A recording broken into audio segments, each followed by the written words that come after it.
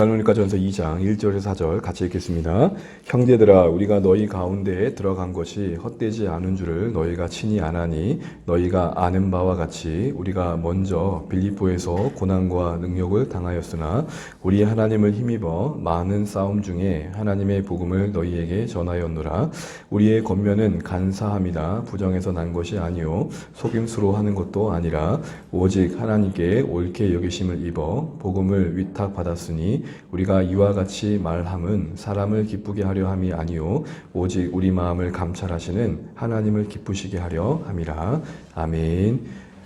오늘도 수고 많으셨고 주신 말씀 안에서 하나님께서 주시는 방향을 향해 함께 기도로 마음 모으면 좋겠습니다. 우리가 데살로니가전서를 살피고 있는데요. 데살로니가 교회는 바울의 2차 전도 여행 중에 세워진 교회입니다. 계속 말씀드린 것처럼 당시에 데살로니가 교회가 세워지는 과정 속에 유대인들의 큰 핍박이 있었고 그 핍박에 어찌할 수 없이 급하게 떠나야 했던 게 바울의 형편이었습니다. 그런 가운데 일어났던 염려와 근심들을 어떻게 할까 하다가 아덴이라는 지역에서 디모데를 보내게 되고 보냄받았던 디모데가 다시 되돌아와서 전해진 소식을 듣고 감사의 마음도 표현하면서 그들의 부족한 부분을 채우고자 썼던 편지가 데살로니가전서 그리고 후서입니다. 한마디로 말한다면 초신자였던 그들을 양육하는 새가족 양육편지다라고 기억하시면 딱 맞겠다 싶습니다. 그러면서 우리가 1장의 내용을 쭉 살피면서 바울이 교회의 그 믿음의 역사와 소망의 인내와 사랑의 수고에 대해서 하나님께 감사하면서 그들을 하나님께 앞에서 기억하며 감사하는 내용이 나옵니다. 그런 가운데 그 모든 것들이 너희가 하나님의 사랑 가운데 선택받았다는 그 증거일 것이다 라고 하면서 그 선택받음이 복음이 전해지는 가정 속에 가시화되었고 너희들이 환난 속에서 기쁨으로 주님을 본받고자 하고 우리를 본받고자 하고 그래서 주변 사람들에게 주변 각처에 본이 되어진 삶의 모습들로 지금 확증되고 있다라는 것입니다. 우리가 구원받았다는 것, 하나님의 구원의 계획 속에 존재한다는 것이 이렇게 복음을 들어 가시화되고 복음에 반응함으로 드러나게 되고 그 복음에 합당한 삶을 통해 확증되는 것이죠. 이런 내용들을 쭉 다룬 뒤에 바울은 오늘 2장에 이어서는 새로운 내용을 다루는데 사실은 이 모든 내용도 교회를 격려하기 위한 목적 가운데 이루어진 것을 보게 됩니다. 왜냐하면 교회를 흔드는 바로 비방 세력도 있었기 때문입니다. 그래서 2장의 사도 바울의 일행의 내용, 2장의 내용은 사도 바울이 데살로니가 교회에서 어떠한 모습으로, 어떠한 자세로, 어떠한 마음으로 사역했는지에 대한 대략적인 또 어떤 면에서 구체적인 내용들을 다루고 있습니다. 그래서 우리 1장 9절을 보시게 되면 너희가 1장 9절 상반절을 보시게 되면 우리가 그러니까 바울의 사역팀이 그들 어떻게 너희 가운데서 데살로니가 지역 가운데서 들어갔는지 이 부분에 대한 어떻게 보면 좀 더 구체화된 내용이 2장의 내용이라 할 수 있을 것 같습니다. 그래서 2장 그 다음 화면을 열어주시면 2장 1절부터 16절은 지금 바울이 데살로니가 교회 신자들에게 사역했던 내용들을 쭉 다루고 있는데 그중 1절부터 12절은 바울이 어떻게 신실하게 사역했는지에 대한 내용이 나옵니다. 그 가운데 1절부터 4절은 사역의 동기, 사역의 자세는 5절부터 12절에 나옵니다. 그리고 13절, 16절은 그에 대한 데살로니가 교회들의 신실한 반응 앞에 바울이 감사하는 내용이 나오고 17절부터 20절은 데살로니가 신자들을 보고자 하는 바울의 열정이 나옵니다. 자, 이런 큰 맥락 안에서 오늘 우리가 살피고자 하는 내용은 2장 1절, 12절 내용 중 1절부터 4절의 부분을 다루는 겁니다. 데살로니가 교회 가운데서 바울이 어떻게 사역했는지를 다루는 내용 중에 그가 어떠한 마음의 자세로 그들에게 임했는지를 다룬 내용을 다루고자 합니다. 이런 내용들이 다루어져야 했었던 당시의 상황들을 좀 생각해 볼 필요가 있는데요. 2장 1절부터 쭉 읽자 보면은 바울은 한마디로 변호하고 있습니다. 내가 너희들 가운데서 이런 모습으로 사역하지 않았니? 어떤 진정성을 호소하고 있습니다. 왜 그랬어야 됐을까요? 이유는 디모데를 통해 들었을 때에 바울을 쫓아냈던 소위 복음의 대적들이었던 유대인들이 중간에서 비방하고 중상모략을 했던 겁니다. 야, 바울이 그렇게 급히 떠난 이유가 뭔 줄 알아? 그거 너희들에게서 등쳐먹고 떠난 거야. 이렇게 얘기하는 겁니다. 바울이 너희들에게 되게 열심인 것 같지만 사실 사기꾼이었어. 이런 비방을 했던 겁니다. 왜냐하면 당시에 떠돌이 종교 철학자들이 있었는데 그들은 자신들의 명예와 또 물질을 얻기 위해서 사람들을 모아놓고는 가르칩니다. 그리고 돈을 받습니다. 그리고 원하는 목적이 이루어지고 나면 쉽게 말하면 떠난 거예요. 그러니까 그런 모습처럼 바울도 그런 인간들과 다를 바 없어. 저 봐라. 바울이 얼마나 똑같은 인간인지. 그러면서 프레임을 뒤집어 씌운 거죠. 바울도 순수하지 못한 동기를 가지고 너희들 가운데 왔다가 떠난 거야 라고 교회 성도들에게 바울에 대한 오해를 하게 만들었던 것입니다. 여러분, 오늘 바울의 입장에서 얼마나 억울했을까요?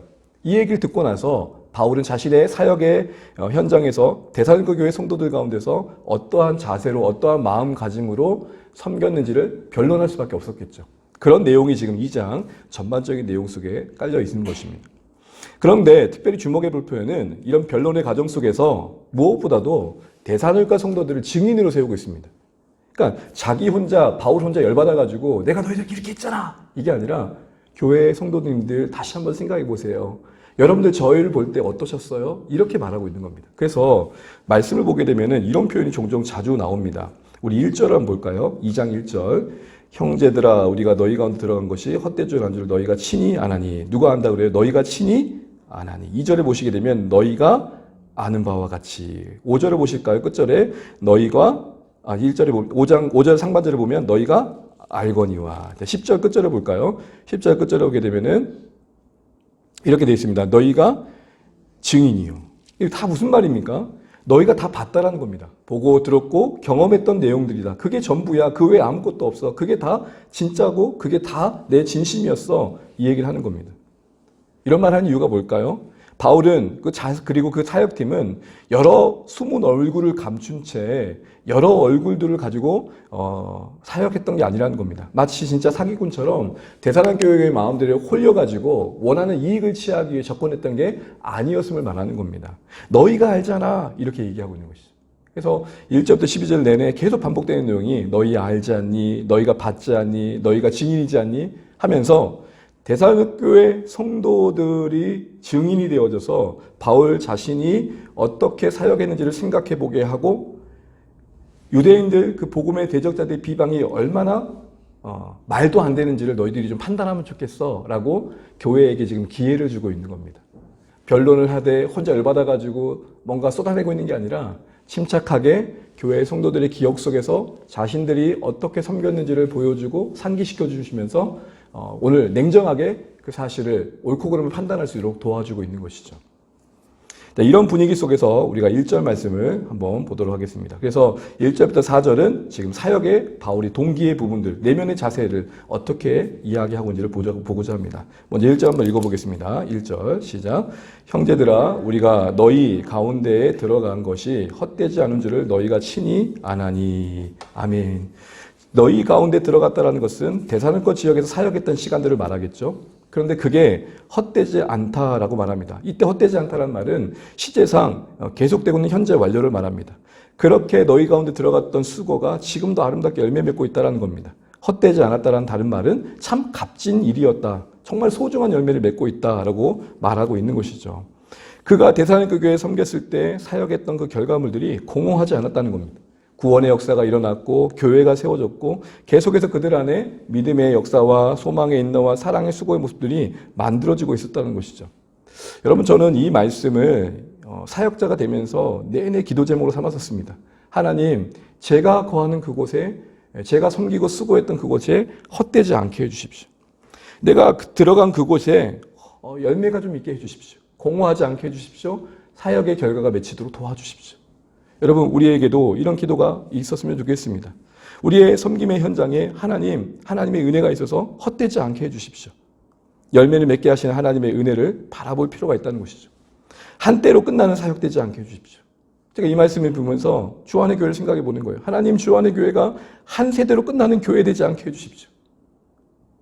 우리 모두가 이곳에 존재한다는 것이 하나님 보실 때에 정말 아름다운 열매를 계속해서 맺는 연속성상에 있게 해주십시오.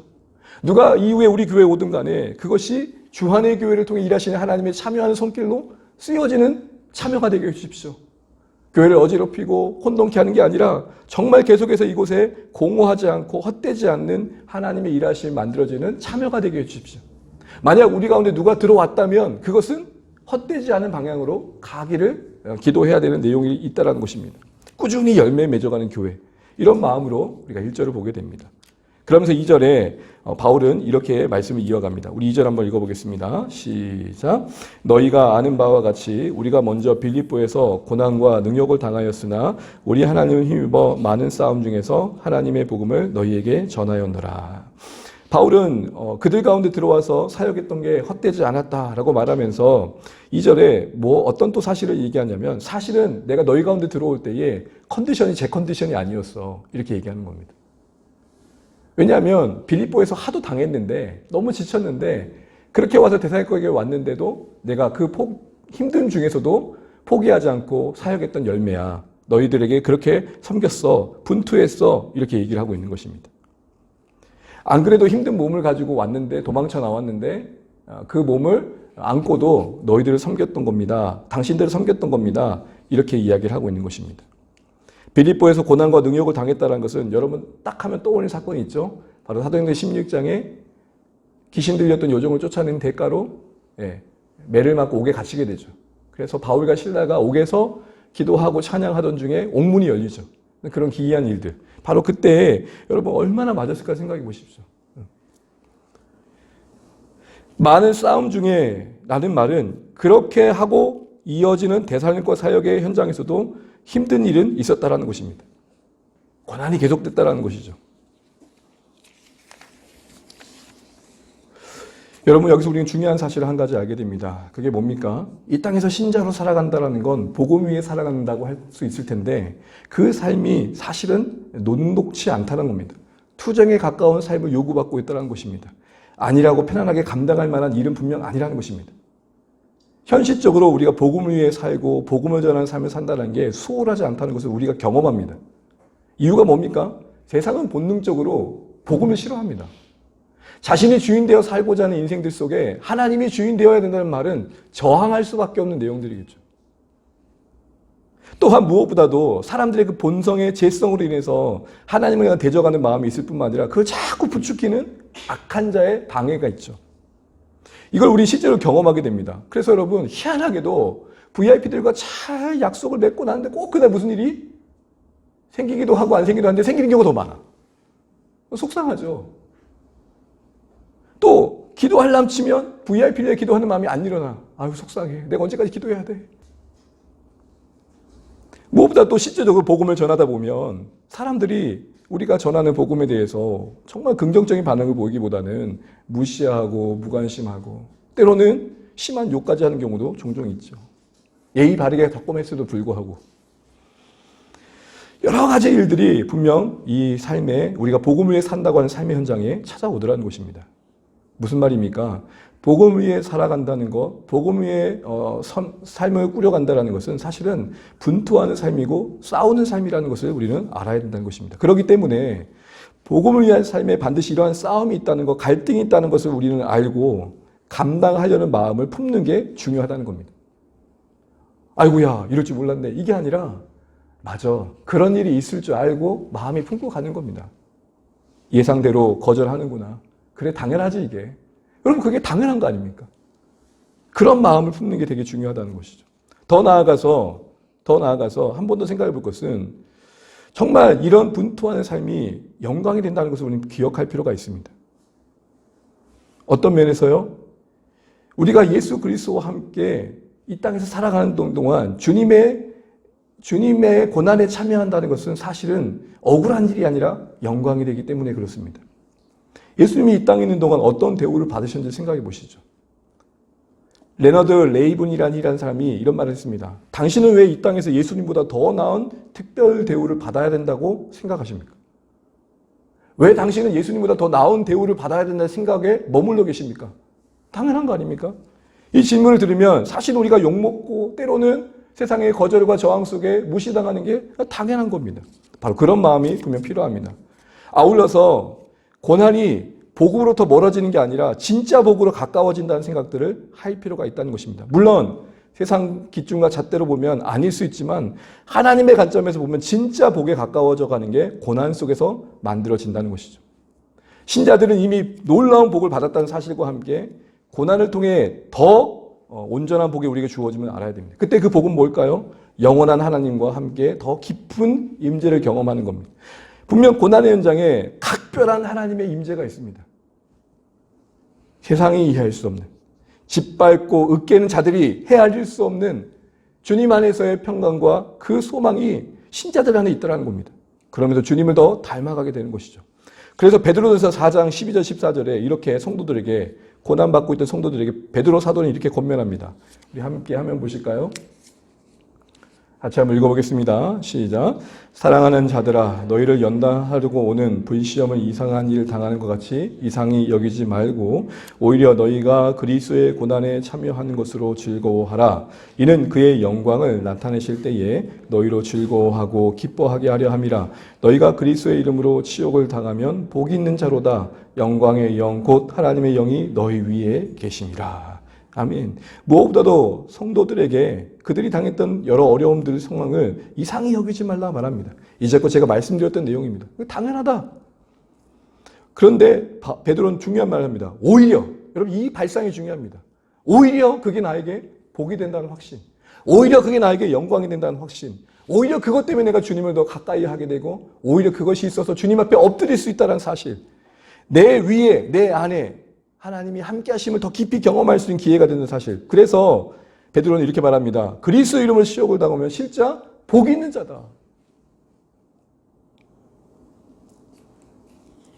이처럼 우리는 고난을 통해서 이 분투한 삶에 찾아온 여러 어려움들을 통해 사실은 잃어버리는 것도 있겠지만 얻는 더 큰 은혜가 있음을 알 필요가 있는 것이죠. 손해보지만 영적으로 더욱 부유해질 수 있다는 것입니다. 그 유익이 분명 있더라는 것입니다. 함께 또한 이거와 함께 기억해야 될 것은, 그런데 이것은 우리만의 혼자의 외로운 투쟁은 분명 아니라는 겁니다. 주님이 함께 도와주고 계시고 주님의 발자취에 따르는 수많은 성도들이 함께 하는 싸움임을 잊지 않아야 됩니다. 그래서 여러분, 우리가 이 고난에 참여하는 것, 복음에 분투하는 삶의 어려움과 힘겨움들을 감당하면서 말씀하셨던 그것이 복이 되는 것을 경험하기 위해서 우리에게 신고는 필요한 게 뭔가를 바울은 2절 말씀에 이야기하는 겁니다. 뭐라고 얘기합니까? 그것이 분투해가는 삶 속에 그게 유익이 되고 기쁨이 되려면 우리 하나님을 뭐 해야 된다? 힘입어야 된다 그럽니다. 우리 2절 말씀 같이 다시 한번 읽어보겠습니다. 2절입니다. 시작. 너희가 아는 바와 같이 우리가 먼저 빌립보에서 고난과 능욕을 당하였으나 우리 하나님을 힘입어 많은 싸움 중에서 하나님의 복음을 너희에게 전하였느라. 그런 고난과 능욕을 당해서 안 그래도 힘들었는데 데살로니가 와도 또 힘써서 싸워야 될 상황이 있었다는 겁니다. 근데 힘든데 또 힘든 상황을 만나는 상황에서도 그가 복음을 위해 계속 분투할 수 있었던 것은 누구를 힘입었다는 겁니까? 하나님을 힘입었는데 중요한 표현이 앞에 또 있습니다. 누구 하나님이요? 우리 하나님. 우리 하나님을 힘입었다는 겁니다. 이게 무슨 말일까요? 일단 여러분, 하나님을 힘입었다는 말은 오늘 이 바울과 그 각자의 사역팀의 하나님과 친밀한 관계를 말할 것입니다.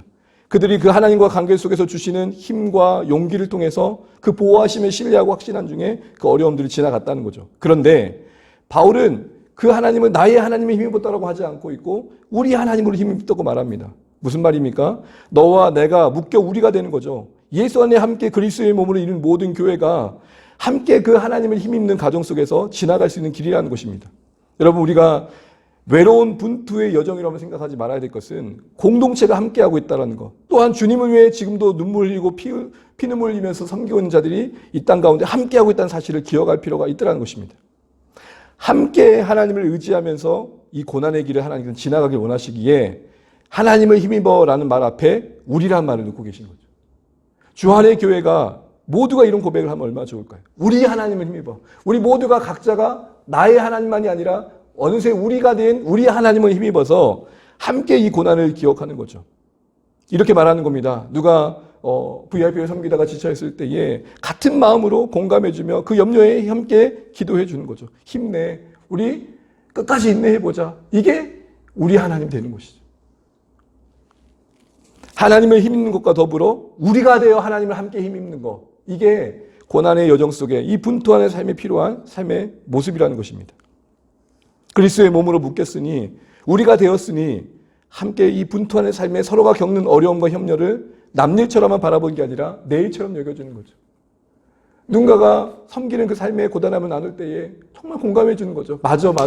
정말 힘들었겠다. 진짜 마음이 어렵겠다. 그러면서 기도할게. 같이 갑시다. 이 우리 하나님이 되어지는 은혜가 바로 이 분투의 복음을 위한 싸움의 현장에서 하나님께서 원하시는 삶의 모습이라는 것입니다. 이런 가정 속에서 하나님 우리를 붙드시고 우리에게 필요한 힘을 주셔서 환경과 상황에 매몰되지 않게 하신다. 이 말씀을 하고 있는 것입니다. 바울은 왜 이렇게 분투하는 삶 속에 하나님의 힘임을 강조하고 있을까요? 가장 우선된 것은 동일한 핍박 중에 있는 교회를 향한 격려일 것입니다. 또한 지금 2장의 맥락에서 본다면 가장 중요한 것은 이걸 말하고자 하는 거죠. 교회여, 한번 생각을 해봐. 안 그래도 힘들었는데 또 힘든 싸움을 계속하고 나의 모습을 봐봐. 그렇게 힘들면서도 계속 복음을 위해 수고하는 걸 나를 보라고. 만약에 내가 내 개인의 이득을 생각했다면, 내 안위를 생각했다면 이렇게까지 하겠니? 내가 내 몸 생각했다면, 내 명예로움 생각했다면 이렇게까지 하겠니? 요 얘기를 하고 있는 겁니다. 그런 마음이 지금 그 분투하는 삶을 살고 있는 바울이 자신의 이야기를 꺼낸 이유인 것입니다. 교회여, 너희가 알잖아. 내가 너희들 방문했을 때 내 몸도 성하지 않았어. 그런데도 불구하고 복음 때문에 너희를 섬겼고 희생했고 수고했어. 그거 기억하잖아. 내가 만약에 내 안위를 위한 사람이라면 그렇게까지 했겠니? 라고 말하면서 자신의 사역의 동기가 얼마나 순수했는지를 이야기하는 것입니다. 그러면서 구체적으로 그 마음의 동기가 어떠했는지를 3절과 4절을 통해 말하는데 3절에서는 부정적인 표현을 쓰고 있고 4절에서는 긍정적인 표현을 쓰고 있습니다. 3절을 보게 됩니다. 3절 말씀 같이 한번 읽어보겠습니다. 우리의 겉면은 간사함이나 부정에서 난 것이 아니요 속임수로 하는 것도 아니라. 여러분, 간사함, 부정, 속임수를 주목해 보십시오. 겉면이라는 것은 바울이 데살로니가 교회에서 복음의 사역을 했던 내용들을 말할 것입니다. 구원의 복음을 차근차근 설명했다는 거겠죠. 그들의 죄를 알리고 하나님의 은혜가 필요하면 알렸다는 거겠죠. 그렇게 부드럽게 설득했다는 것입니다. 근데 그 사역을 감당할 때 그는 그 내면의 동기를 뭐라고 얘기하고 있냐면 나는 간사하지 않았고 부정하지 않았으며 속이지도 않았다라는 세 가지 안 했던, 그러니까 품지 않았던 마음을 이야기합니다. 이렇게 말하는 건 뭐죠? 이 마음을 품었다고 비방하는 세력이 있었기 때문이죠. 그러면 간사함은 뭘까요? 간사라는 것은 원어 그대로 해석하면 오류, 틀림을 말합니다. 결함을 말합니다. 그릇된 길을 의미합니다. 그러니 간사함으로 하지 않았단 말은 무슨 말입니까? 내가 복음을 전할 때에 온전한 내용, 틀리지 않는 내용을 너희에게 전했다라고 이야기하는 것입니다. 부정이란 말은 뭔가 불순하고 부도덕함을 말합니다. 야심을 품고 탐심을 품는, 뭔가 자신의 이익을 위해서 딴 마음을 품는 것, 이게 부정입니다. 근데 그러지 않았다는 겁니다. 그렇기 때문에 부정 없이 전했다는 것은 진심으로 전했다는 겁니다. 올곧게 전했다는 겁니다. 자신의 이익이나 인기, 명예를 위한 수단으로 너희를 만난 적이 없다는 겁니다. 제가 사역을 할 때 한 목사님 한 분이 그런 얘기를 했습니다. 연 목사님, 당신의 사역지가 정류장이 아니라 종착역이 되게 하십시오. 잠시 버스에서 내렸다가 버스 타려고 거하는 곳이 아니라 여기가 마지막이라는 마음으로 사역을 좀 하면 좋겠습니다. 라는 권면을 해주셨던 기억이 있습니다. 바울이 그랬다는 겁니다. 단순히 데살로니가 교회를 이용해 보려고 그런 부정한 마음을 가지고 너에게 접근하지 않았다는 겁니다. 속임수는 뭘까요? 조작을 말하죠. 교묘한 술수를 말합니다. 어떤 효과를 내기 위해서 거짓말을 하는 것을 말합니다. 그러지 않았다는 겁니다. 그러니 속임수 없이 전했다 이 말은 올바른 방법으로 너희들을 섬겼다라고 이야기하는 것입니다. 간사함 없이 전했다는 말은 그러면 한마디로 오롯이 전했다는 말이고, 부정 없이 전했다는 말은 올곧게 전했다는 말이고, 속임수 없이 전했다는 말은 올바른 방법으로 전했다는 겁니다. 특별히 여러분, 속임수 없이 전했다 이 말은, 올바른 방법으로 전했다는 이 말은 사람들의 마음을 얻어내기 위해서 타협하지 않았음을 더 의미하는 것입니다. 또한 조작하지 않았음을 말하는 겁니다. 괜히 뭔가 감정적으로 흥분을 시키고 뭔가 사기성 있는 복을 남발하면서 여러분 믿습니까? 이렇게 하면 복 받습니다. 복 받을 겁니다. 복 받으셨습니다. 이 밤에 여러분 그냥 자지 않을 것입니다. 뭐 다양하게 영적으로 뭔가 복을 남발하면서 사람들에게 영적 흥분을 시키는 거죠. 그러나 바울은 그렇게 다가가지 않았다는 것입니다. 사람들이 듣기 좋은 말만 골라서 하지 않았다는 겁니다. 타협 없이 올바른 방법으로 복음을 전했다 이렇게 얘기하는 것이죠. 오롯이 올곧게 올바르게, 그게 바로 바울이 오늘 간사하지 않고 부정하지 않았으며 속이지 않았다는 겁니다. 한마디로 말하면 바울은 정말 순전한 메시지를 전하고자 했고 순전한 방법으로 도덕적인 모습을 가지고 그들에게 찾아가고자 했다라는 겁니다. 그게 바울이 품었던 마음의 자세였습니다. 여러분, 어떻게 이런 마음을 그러면 품지 않고 지킬 수 있었을까요? 라고 할 때 이어진 4절이 그걸 어떻게 가능케 되어진 모습을 보여줍니다. 어떻게 그것이 가능했는지를 바르게 사역할 수 있었는지 4절을 보겠습니다. 4절 한번 읽겠습니다. 오직 하나님께 옳게 여기심을 입어 복음을 위탁받았으니 우리가 이와 같이 말함은 사람을 기쁘게 하려 함이 아니요 오직 우리 마음을 감찰하시는 하나님을 기쁘시게 하려 함이라. 지금 우리는 바울이 교회 성도들에게 품지 않았던 마음 3가지를 말했습니다. 그렇다면 어떤 마음으로 그에게 다가갔을까요? 2가지를 말합니다. 나는 이런 마음으로 너희들을 섬겼어 하면서 그 첫 번째는 하나님께 옳게 여기심을 입어 복음을 위탁받은 자로서의 마음을 품었다는 겁니다. 이 말이 무슨 말일까요? 나는 하나님께로부터 보냄받은 자라는 소명의식을 갖고 너희에게 갔던 거야 라고 말하는 것입니다. 하나님에 의해 보냄받았다는 생각을 하고 너희들에게 찾아갔어. 그렇기 때문에 모든 환경과 역경 속에서도 이겨낼 수 있었던 거예요. 왜? 보내신 하나님 나를 책임져 주실 것이니까. 한마디로 출장 인생의 마음을 가지고 너에게 갔다라는 것입니다. 또한 2번째로 그가 품었던 긍정적인 측면에서의 품었던 건강한 마음은 뭐냐면 마음을 감찰하시는 하나님을 기쁘시게 하고자 했던 마음을 품었다는 겁니다. 그게 동기였다는 겁니다. 그가 사역에 열심을 냈던 이유는 자신이 뭔가 기쁨을 얻을 만한 것들을 얻기 위한 것들이 아니라 마음을 감찰하시는 하나님 앞에서 당당하고자 했다는 것입니다. 그러니 그런 마음에 어떤 불순한 동기가 자리 잡을 여지가 없더라는 것이죠. 그의 목표는 어떤 성취 이전에 모든 가정에서도 하나님 보실 때에 기뻐하실 만한 마음이 되기를 원했다는 것입니다. 조금이라도 하나님 보실 때에 원치 않는 마음을 품거나 생각을 갖는 것에 대해서 거부했다는 것이죠. 한마디로 바울의 초점은 사람들이 나를 어떻게 보느냐도 아니고 내가 볼 때 내가 얼마나 유익을 누리고 있냐도 아닌 오직 하나님 보실 때의 내 모습은 어떠한가에 더 중요한 동기를 가지고 있었던 것입니다. 한마디로 마음을 감찰하신 하나님만 바라보고 여기까지 왔다라고 이야기하는 것입니다. 여러분, 마음을 감찰하시는 하나님이 정말 우리 가운데 위로가 되기도 하고 때로는 두렵기도 한 것입니다. 왜요? 감찰하신 하나님이 감시하는 하나님으로 와닿을 때가 있거든요. 숨기고 싶은 마음이 들킬 것 같고 품어서는 안 되는 마음을 품고 있는 내 모습이 드러날 것 같고 근데 바울은 뭐라고 말합니까? 난 오히려 그렇게 나의 마음의 중심을 보시는 하나님 앞에 기쁨이 되기 위한 동기를 품기 위해서 나는 늘 나의 마음을 잘 지켰다라고 얘기하는 것입니다. 이렇게 보면 여러분, 마음을 감찰하시는 하나님은 한편으로는 부담을 주는 것 같지만 오히려 우리에게 더 큰 자유를 주신다는 거 아닙니까? 왜냐하면 내 마음을 아시는 하나님을 의식할 때에 오히려 우리는 사람의 판단에 휘둘리지 않게 됩니다. 더 나아가 사람들의 기대에 끌려다니지 않게 됩니다. 사람들의 눈치를 안 봅니다. 순전하게 사역할 수 있게 되는 거죠. 청파교회 김기서 목사님 너무 잘 아시죠? 그분이 어떤 동영상에서 이런 말을 하더라고요. 자신은 어떤 강연을 한 뒤에 그 영상에 댓글을 전혀 보려고 하지 않는다는 겁니다. 거기에 보면 칭찬도 있지만 부정적인 날도 있는 것이죠. 나는 최선을 다했다는 거 하나만으로 하나님이 나의 마음을 그렇게 인정해 주신 것만으로 족하다는 거예요.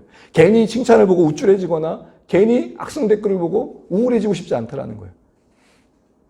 오직 우리가 하나님께만 기쁨을 둔다면 댓글 보지 않겠죠. 바로 그런 마음이 바로 바울의 마음의 동기였다라는 것입니다. 그것이 목적이 되다 보니까 어떤 어려움과 힘겨움과 때로는 사람들의 오해 속에서도 충실하게 마음을 지키고 복음에 집중할 수 있었다는 것입니다. 정리하자면 바울이 품었던 긍정적인 측면의 동기는 뭐냐면 나는 하나님께서 보냄받은 자다. 그러니 하나님께서 책임져 줄 것을 내가 한다. 나는 하나님께 위탁받은 자다. 또한 나의 가장 중요한 관심은 내 마음을 보시는 하나님께 기쁨이 되는 거다. 여러분, 우리가 사역하면서 놓칠 수 있는 게 뭘까요? 이루어내야 된다는 사실 하나 때문에 그 순간 우리가 지나간 수많은 생각들을 방치한다는 거죠. 냅둬버리는 거죠, 그냥. 일어나서는 안 되는 생각들에 대해서 그냥 그걸 자연스럽게 우리 안에서 자라게 할 때가 있습니다. 여러분, 지금 안 한 지 꽤 오래됐어요. 근데 가끔 이제 휴게소나 이런 데 오락실 가다 보면은 동전 딱 넣고 나면은 이렇게 고슴도치가 나오잖아요. 그죠? 나와요. 톡톡톡 해야죠. 나왔는데 들어갈 때 치면 안 되잖아요. 제때 쳐놔야죠. 마치 우리 마음에 수없이 일어나는 생각들을 하나님 보시는 기쁨 앞에 합당치 못한 것들을 자꾸 쳐냈다라는 겁니다.